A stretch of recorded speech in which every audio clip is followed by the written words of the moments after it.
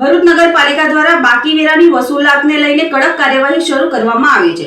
તમામ પ્રકારના બાકી વેરા અને વ્યવસાય વેરા સમયસર ભરપાઈ કરવા પાલિકા તંત્ર દ્વારા તાકીદ કરવામાં આવી છે। આ અંગે નગરપાલિકાના મુખ્ય અધિકારી હરીશ અગ્રવાલે જણાવ્યું હતું કે પાલિકાની સ્વભંડોળની આવકમાં વેરાની આવકનો મહત્વનો હિસ્સો છે। સ્ટ્રીટ લાઇટના બિલ, વાહનોના ડીઝલ ખર્ચ, આઉટસોર્સિંગ તેમજ નિયમિત કર્મચારીઓના પેન્શન અને વિવિધ મરામતનો ખર્ચ સ્વભંડોળમાંથી કરવામાં આવે છે। ચાલુ વર્ષના વેરાની આશરે 90% વસૂલાત થઈ રહી છે, પરંતુ અગાઉના વર્ષોની મોટી બાકી રકમના કારણે પાલિકાના સ્વભંડોળ પર સીધી અસર પડી રહી છે। સક્ષમ હોવા છતાં લાંબા સમયથી વેરો ન ભરતા મોટા બાકીદારોની યાદી તૈયાર કરી પાલિકાની ટેક્સ શાખા દ્વારા વોરંટ બજાવણીની કાર્યવાહી શરૂ કરવામાં આવી છે।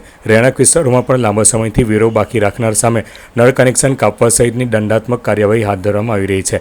નગરપાલિકા દ્વારા જાહેર કરાયેલી યાદી મુજબ પાલિકા હદ વિસ્તારમાં આવેલી દુકાનો, હોટલો, પ્રાઇવેટ બેંકો, શાળાઓ, ક્લાસીસ, કેબલ ઓપરેટરો, વીમા એજન્ટો, architect, engineer, accountant, solicitor, notary અને આંગળીયા પેઢી સહિતના તમામ ધંધાદારીઓએ વર્ષ 2026નો બાકી વ્યવસાય વેરો 30 સપ્ટેમ્બર 2026 સુધીમાં નગરપાલિકા કચેરી ખાતે જમા કરાવવાનો રહેશે। નિયમિત સમયમર્યાદામાં વ્યવસાય વેરો નહીં ભરનાર પાસેથી ગુજરાત રાજ્ય વ્યવસાય, વેપાર ધંધા અને રોજગાર વેરા અધિનિયમ 1974ની કલમ 9 મુજબ વાર્ષિક 18% એટલે કે માસિક 1.5% લેખે વ્યાજ પેનલ્ટી વસૂલવામાં આવશે। તેમજ બાકીદારો સામે કાયદેસરની કાર્યવાહી પણ હાથ ધરાશે।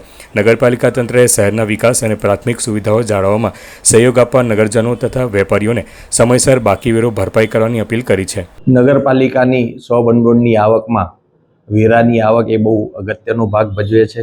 વેરાની આવકમાંથી સ્વભંડોળની જે આવક થાય એમાંથી નગરપાલિકાએ રોજબરોજના ખર્ચા જેવા કે લાઇટ બિલ, ડીઝલના ખર્ચા, આઉટસોર્સિંગ કર્મચારીઓના ખર્ચા, એ સિવાય જે નગરપાલિકાના કર્મચારીઓને પેન્શન આપવાનું થાય તો પેન્શનના ખર્ચા, તેમજ નાનું મોટું રિપેરિંગ તમામ ખર્ચ જે છે સ્વભંડોળની આવકમાંથી કરવાના થાય છે। ભરૂચ નગરપાલિકામાં ટેક્સ ડિપાર્ટમેન્ટની જે માગણું છે એમાં દર વર્ષે ચાલુ માગણામાં તો લગભગ 90% જેવી વસૂલાત અમે કરીએ છીએ, પરંતુ પાછલી બાકીના જે માગણા ચડેલા છે એમાં અયોગ્ય વસૂલાત ના આવવાના કારણે ઓવરઓલ વસૂલાતની ટકાવારી ઘટી જાય છે અને એના કારણે નગરપાલિકાની સ્વભંડોળની આવક ઉપર પણ મોટી અસર પડે છે।